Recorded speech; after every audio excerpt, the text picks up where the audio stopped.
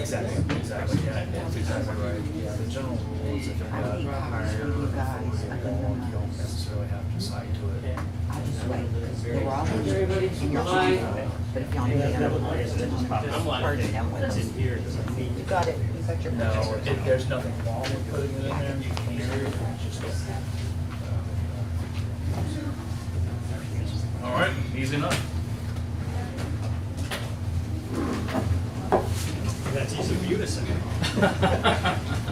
Well, I wrote the memo, so it's, you know, I had a head start on you there.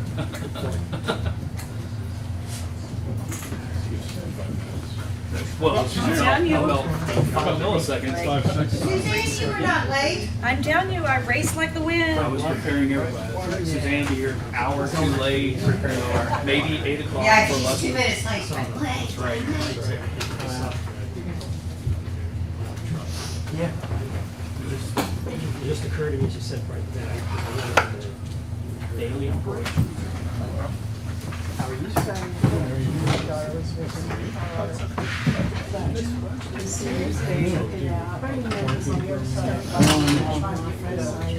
He's not scared at all. How are you?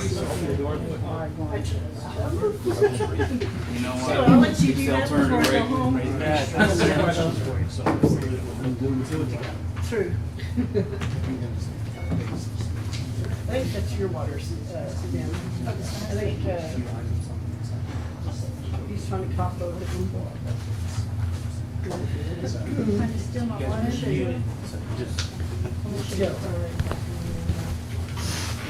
Trying to steal my water? See? Let's see what else. Anybody need anything? No, I thought everybody's kind of waiting for somebody else. Very effective. Yeah. Everybody have their mics on, right? Everybody ready? Okay, hold on. Jenny, Yes, did you ma'am. send the bulk trash pickup email yesterday? Went out this morning. This morning.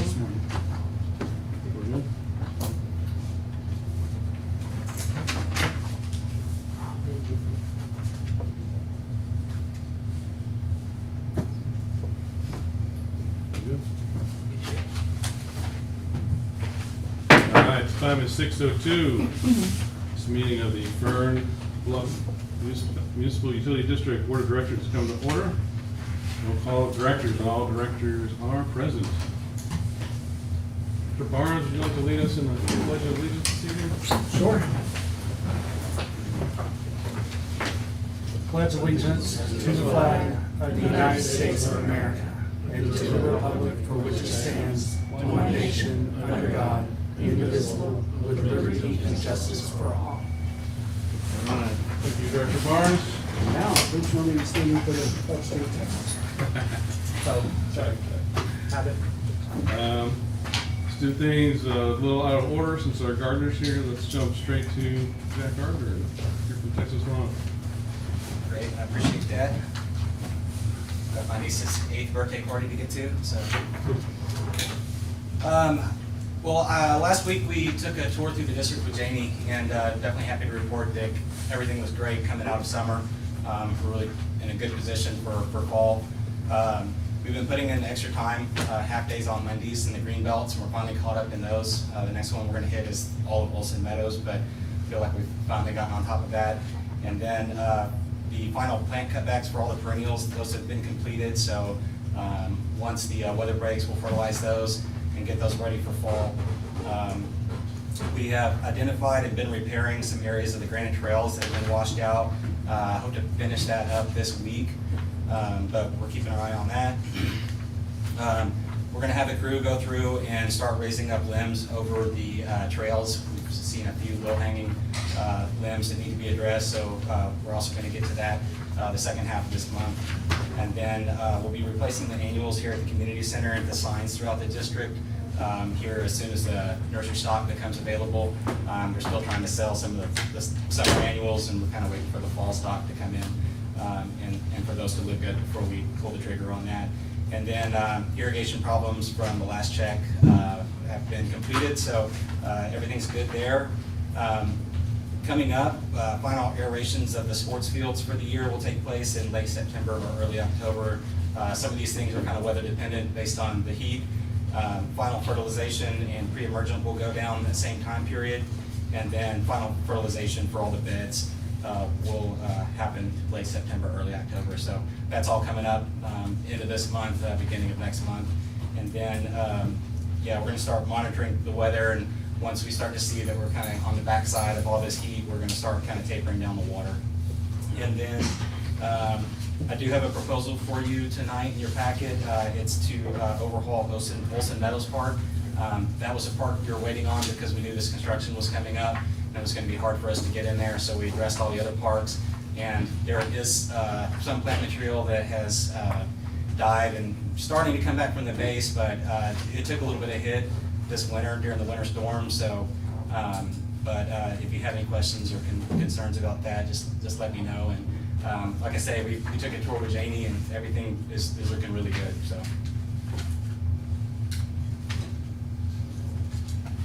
So yeah, any questions, concerns anybody has? I didn't drive on that tour.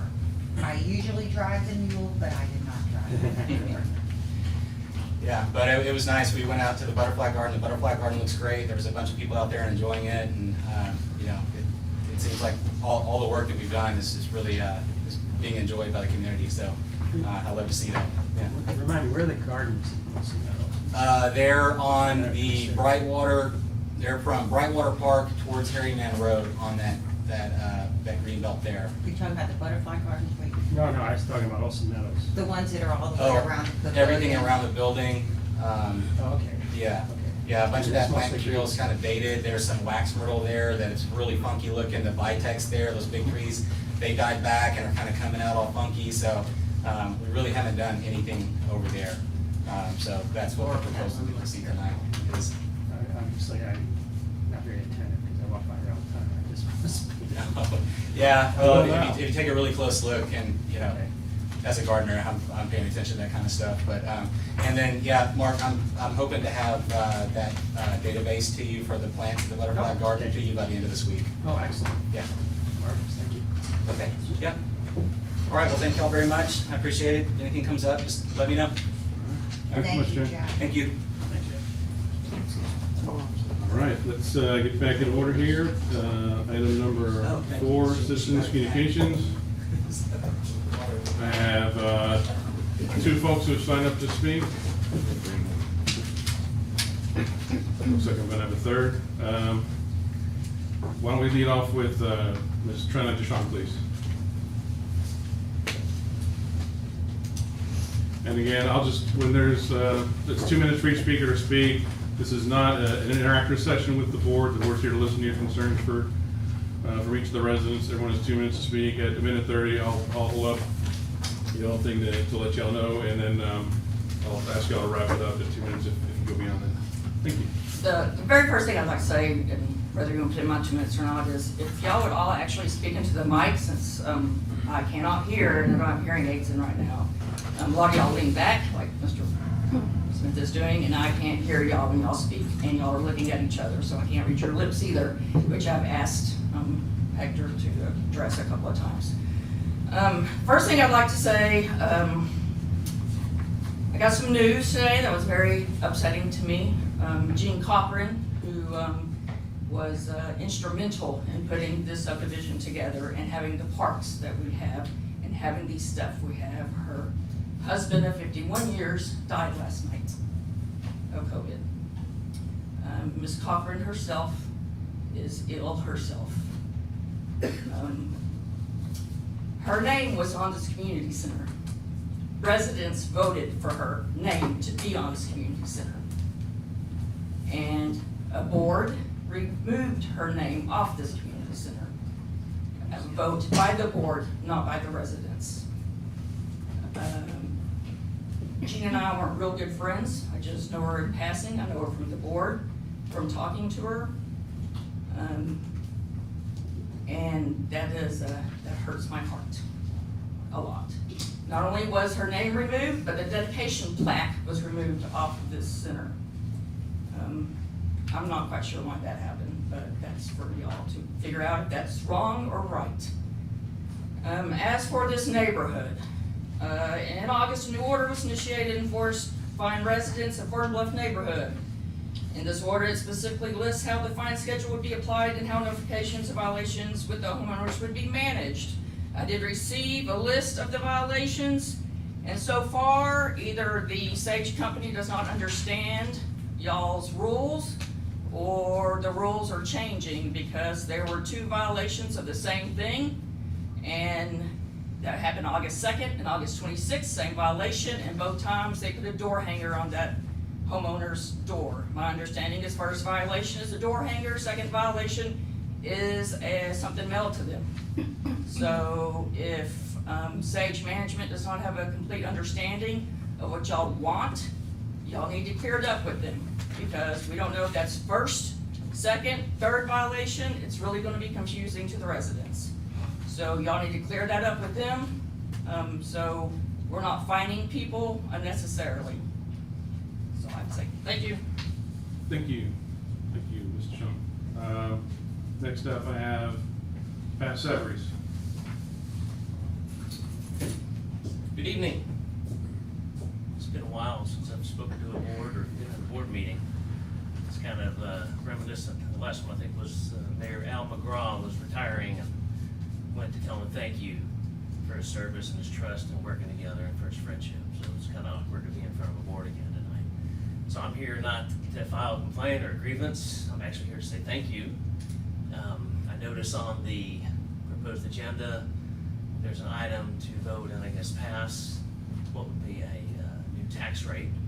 And based upon, I guess, the past 2 years bond debt reduction, I think if I've done the math right, math teacher, director Barnes, I think that comes about 35% overall reduction in 2 years. I don't know if I have that right or not. So as someone who used to pay taxes directly, now I pay them indirectly because I don't own property, I lease property here. But my landlord's pretty savvy, he passes all that on. I want to say thank you, I appreciate it. Thanks for looking out for the resident. It means a lot, it really does, particularly in given what's happening and how happened in the last 18 months. So kudos to the board. 2 questions I know you can't answer. Texas Open Meetings Act says you can't, but number 1, how'd you do it? Very impressive.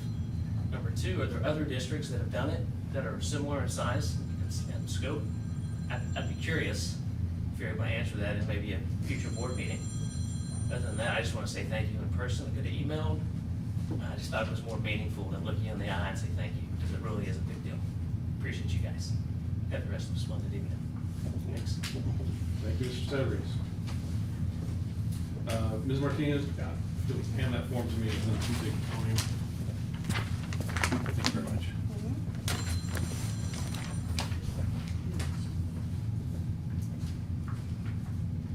Today I would like to address the board about 2 things.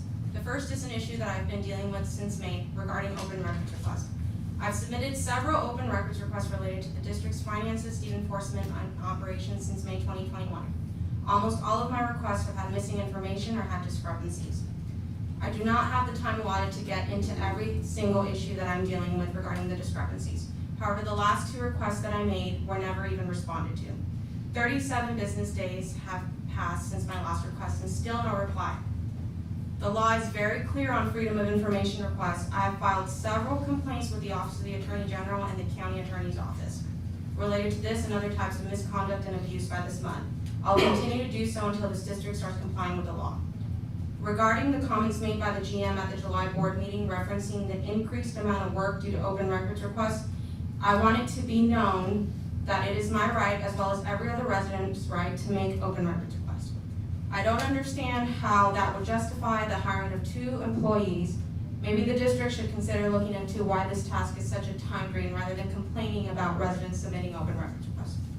Which brings me to my second topic, the 2012 amendment that was made by this MUD to our deed restrictions to grant themselves authority to appoint members to our ACC. It has been 8 months since this amendment was initially brought up. I emailed this board asking for clarification in April. I received no answers. Within this time frame, I have gathered a timeline of events that took place prior to this amendment, the history of our ACC, testimony from several long-term residents. I've also spoken with several attorneys regarding this amendment and have even received answers from D.R. Horton's legal team, yet still no answers from this board. I submitted a request for information related to the legal process that took place in order to make this amendment. Per Suzanne, I was told, sorry, I did not work for McGinnis Law Firm at the time of this amendment, and neither did staff. So unfortunately, we have no documents responsive to your request. How is it possible that no one has any information pertaining to a document that is supposedly tied to every single deed in Fernbluff Section 1 and 2? Instead of a clarification regarding this amendment, this board decided to take it upon themselves to appoint an illegitimate ACC and trample on our property rights by implementing a fine scheme that residents had no formal vote on. The residents of this district deserve answers from this MUD, and I will continue to ask these questions until we receive them. Thank you. Thank you, Ms. Martinez. All right, anyone else? Seeing no one else, we'll move on from citizens' communications. Mrs. General Manager, do we have any items to be removed from the consent agenda? We do not. Items to be removed from the consent agenda. Do I have a motion to pass the consent agenda? Motion to pass the consent agenda. Director Simco with the motion to adopt the consent agenda?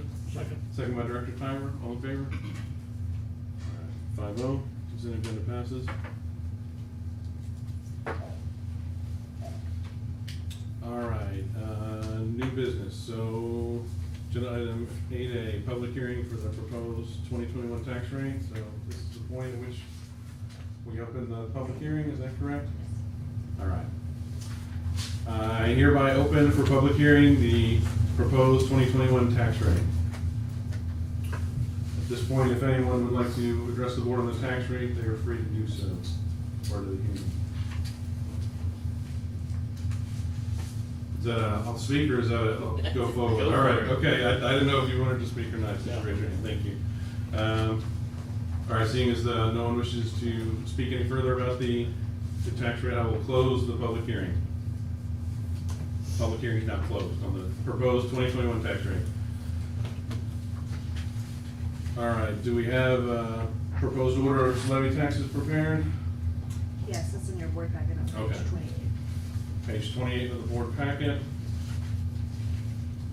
Very good. All right, do I have a motion to adopt the order levying taxes? Motion to adopt the order to levy taxes. I'm sorry, what'd you say? Motion to adopt the, Hang on just a second. Okay, all right, yeah, all right. Okay. Motion from Director Barnes, Rice, I'll second that. second by Director Smith. All in favor? Motion carries 5-0. The new tax rate, 0.25 for every $100 valuation is adopted. All right, so we have the district information form that we need to amend that and file that with the county, is that right? Yes, it'll be filed in Williamson County Real Property Records. Okay. Do I have a motion to amend the district information form? I'll make the motion to amend the district information form. Second. Motion by Director Smith, second by Timer. Any comments? All in favor? Motion carries 5-0. I will need a signature from each and every one of you, so please don't leave without signing my form. All right, we will sign the form before we leave, all 5 directors. We also must amend the district rate order. Do I have a motion to amend the district rate order? Motion to amend the district rate order. Motion to amend the district rate order by Director Barnes. Second. I think Tyler got one. Second by Tyler. No comments otherwise. All in favor? Motion carries 5-0. Very good. Agenda item 80, authorize financial and property tax updates to district website and memorandum regarding same. Do I have a motion to pass item 80? I'll make that motion. And I'll second. Motion by Director Smith, seconded by Director Barnes to authorize financial and property tax updates to the district website and memorandum regarding the same. As long as I don't have to read it again. So this is dry. All in favor? All right, that's also a 5-0.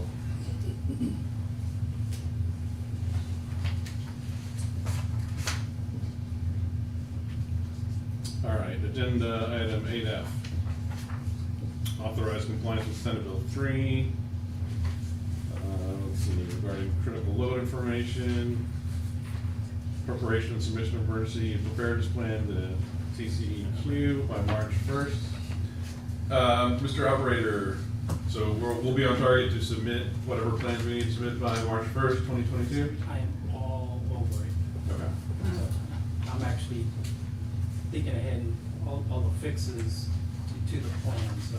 Okay. The implementation phase, so, right now, the form has been started, I hadn't finished it yet, because it's like a 13-page form or something crazy like that. But as soon as I finish that, I mean, we're just gonna move on to, Just submit it when we're ready and move on? yeah, we'll submit, but the implementation portion of it is the. Oh, ongoing, that'll be continuing effort. Yeah, not only you have to come up with a plan, you have to come up with a fix and report that and stuff, so, yeah, we're on it. March 1st is the plan. Yes, sir. And then, what does this mean? Confirm emergency contact designees, is that, do you know what that relates to? Yeah, so the, as part of the critical load coordination, which is part of SB 3, we'd have to designate actual emergency contact, points of contact for our county emergency response office, the governor's office, and PUC. So we just need, I presume that would be Mr. Alanis,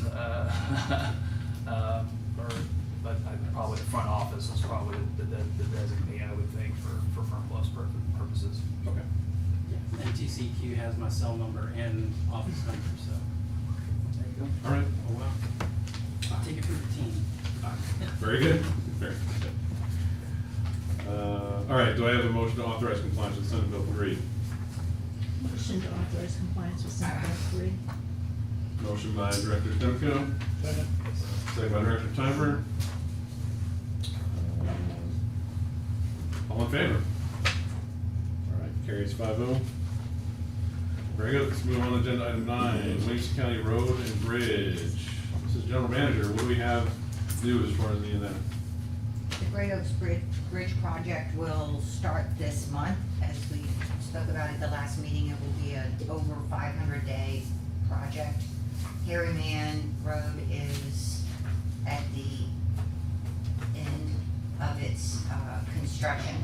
Our parking lot at Olson Meadows is complete. We'll be looking into having it striped and all the bollards put back and all that. That's really all I have on the roads. It will be a challenge at the intersection of Great Oaks and Harryman over the next 2 years. It already is a challenge, but it will be even more so. So it's backing up. Yeah, it'll back up past Brockwater at times, even now. So, Harryman Road, last I went down, they had parted down to one lane with a stoplight. So the road's at least open now. Are there any areas back there with dead and fallen trees that create any kind of fire hazard? That's one of the things I wanted to ask about tonight. We have not done any cleanup along Harryman during this construction project, obviously. Yes, there are some. Hector and I took a tour. Nothing, big and dramatic, but there are some that are down. Some the county cut, some just from the weather, etc.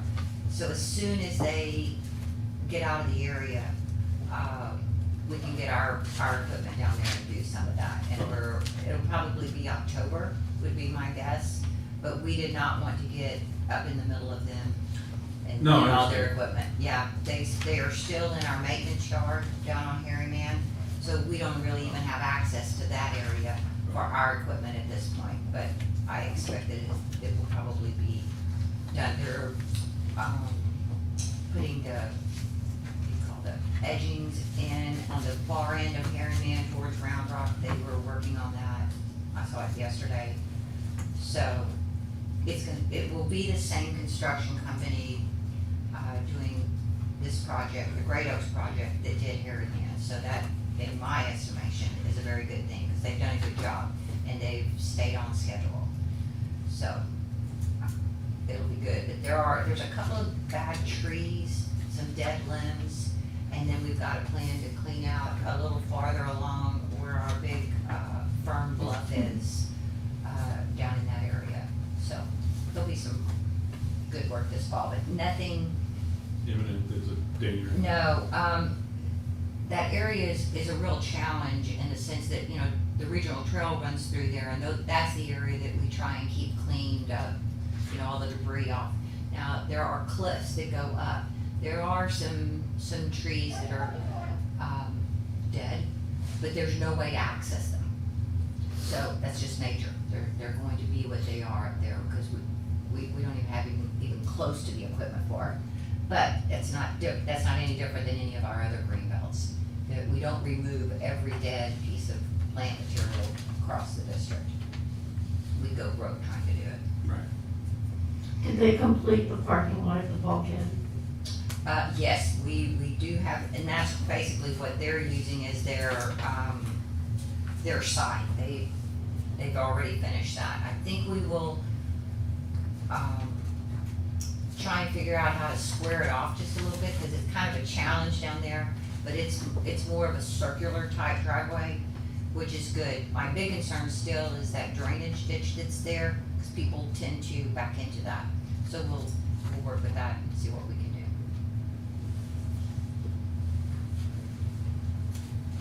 That's all I have on the road. Good. Well, other than O'Connor, and I know you, especially those that live in Oak Brook and anybody that goes to HEB, the O'Connor sign, signals are still not complete. They've gotten some equipment in the last week, They're supposed to be going this week. and there's supposed to be some more in this week. This is, Controllers. for our commissioner, Terry Cook, this has like been a project from hell. It truly has. So hopefully we'll have. I was fixing to say, she did email us a couple days ago telling us that, that a lot of the stuff they needed was now not on back order anymore, so they should be getting that information, that equipment and those products soon. So hopefully soon we're gonna have lights at those intersections. That would be good. That's all I have. All right. And item 10B, General Manager and Operations Report. My report is on page 50. I know some of you have noticed, we had the dead fire hydrant on Brightwater due to a traffic accident. Hector and a contractor were out there until, I guess, 7 o'clock last night. It was an 8-foot dig to replace that hydrant, but it's replaced, it's operational. Good job, thank you, by the way. I am working with the insurance company for the driver to have the district reimbursed for that damage. And speaking of damage, in August, we noticed some additional damage to our parking lot.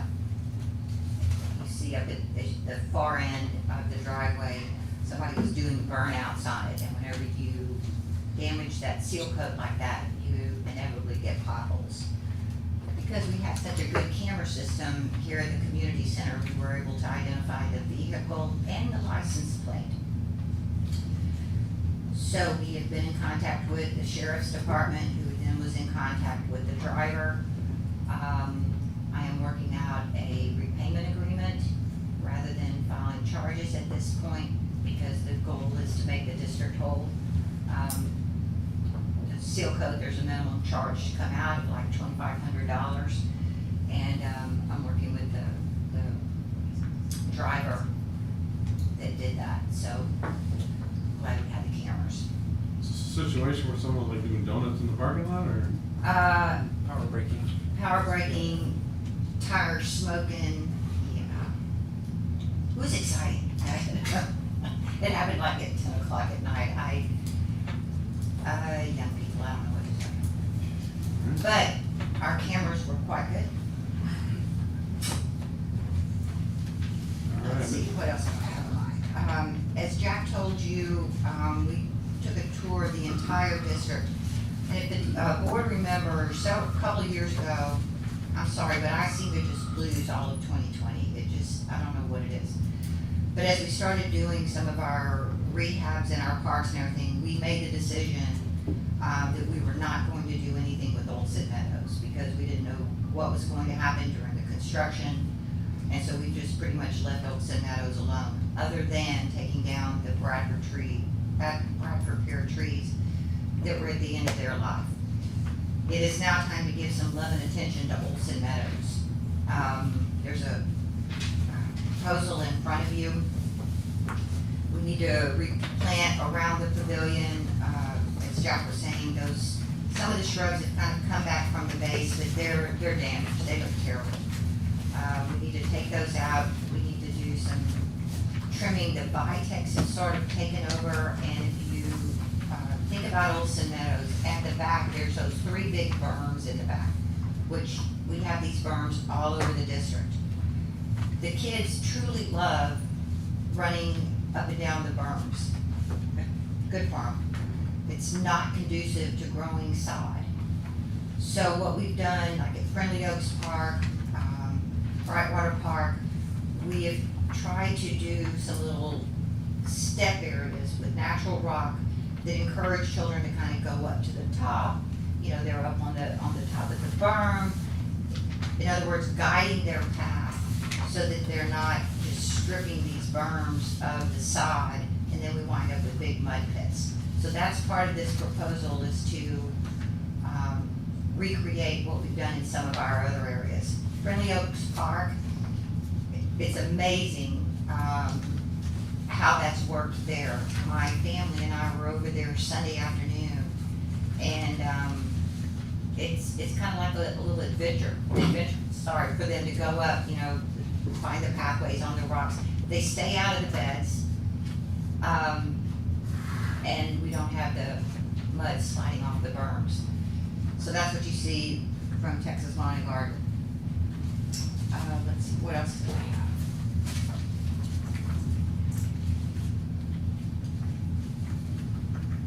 That's pretty much it. That's what I have.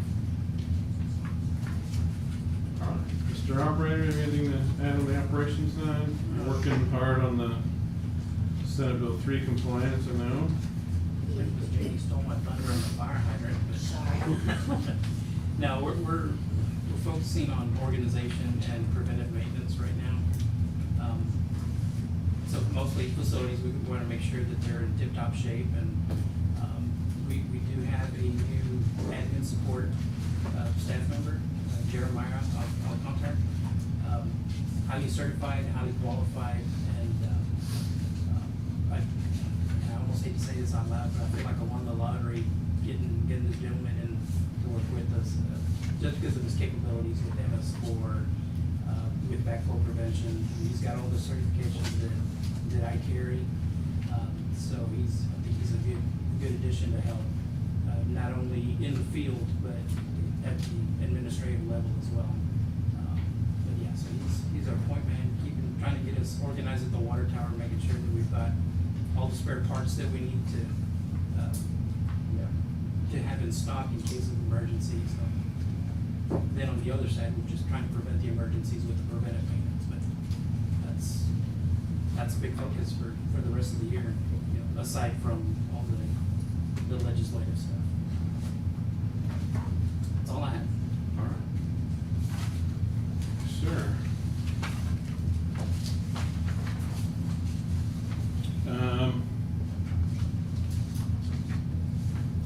Budget committee, do we have anything, Director Barnes?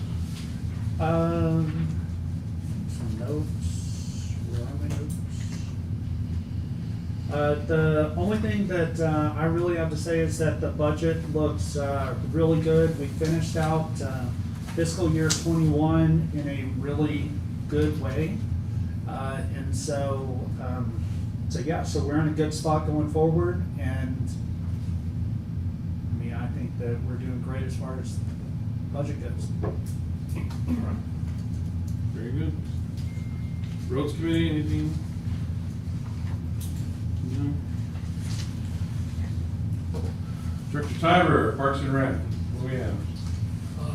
Yes, both Jen and our landscaper, both described the current status of our parks.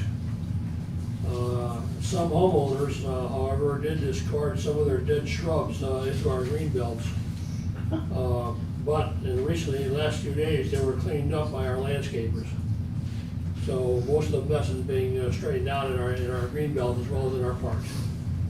That's all I have for now. All right, we've got a proposal in front of us from Texas Lawn and Garden.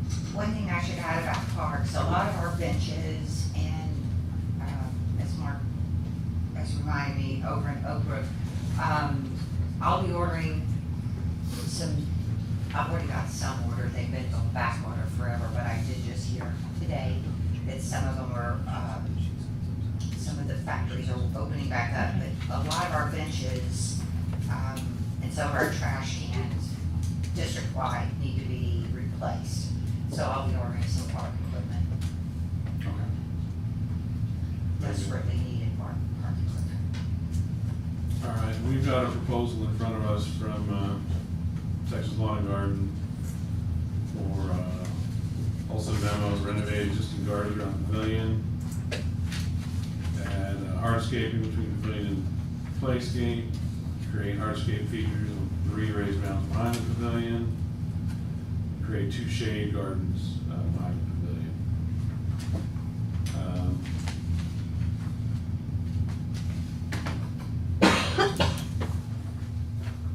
We actually told this. Right, so this is gonna cost us a little bit of money, but it looks like we're gonna get quite a few trees and shrubs out of this.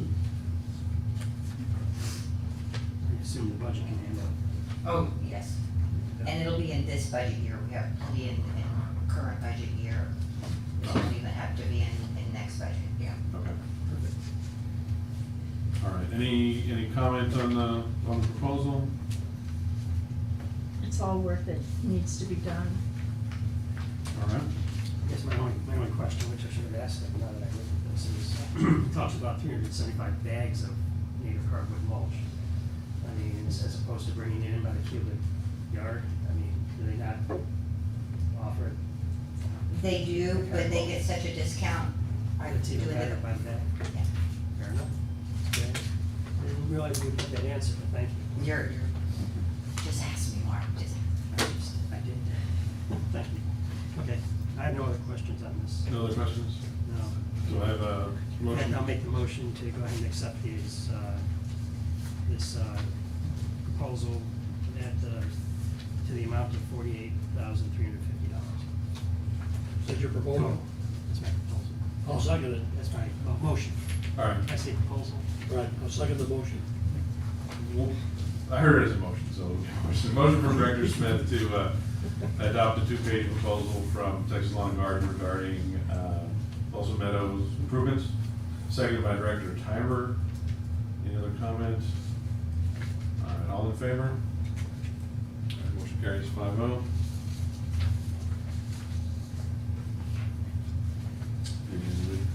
I look forward to Texas Lawn and Garden continuing the good work in the district. Mm-hmm. District Community Center Committee. So we're running out spaces, we're running out. We absolutely are. We're as operational as, I guess, people would want it to be. We're letting them, make the decision as to their own safety measures and such. We're limiting the building up to 75% use, which is, a lot of people. So we won't do anything that's like 180 people. We just can't accommodate them right now with any type of safety there's still a lot of hesitancy for big parties and that type of thing out, so, but we're glad of it. So not a lot of demand out there, we're making it available 75% That's right. capacity. And then are the sound system gremlins all worked out? So far, so good. Did I just ruin it? You probably did. Yeah, at some point, I think we'll definitely need to seriously consider upgrading from the 600 megahertz sound system, or not sound system, but microphone system to something that's outside of the emergency band. So, we do have some static issues, but like I said, since we changed out the entire control head, there's a lot of settings in there, and so we're kind of trying to tweak them as we go, equalizer settings and that kind of stuff. But I think our weakest link in the system is the microphone system. So I'm looking. Okay. to see So it's just a what's matter of getting a good price and Yes, sir. punching it at the right time. Yes, sir. Very good. All right, next up is deed restriction committee. We do need to go in executive session for this section. But before we do that, is there anything that we need to discuss in open session for the deed restriction committee? The only thing as far as deed restrictions go is that the ACC is in communication right now about removing several items off of the unsightly list due to recent changes with Oak Brook and Stone Canyon. But other than that, I don't think we have anything.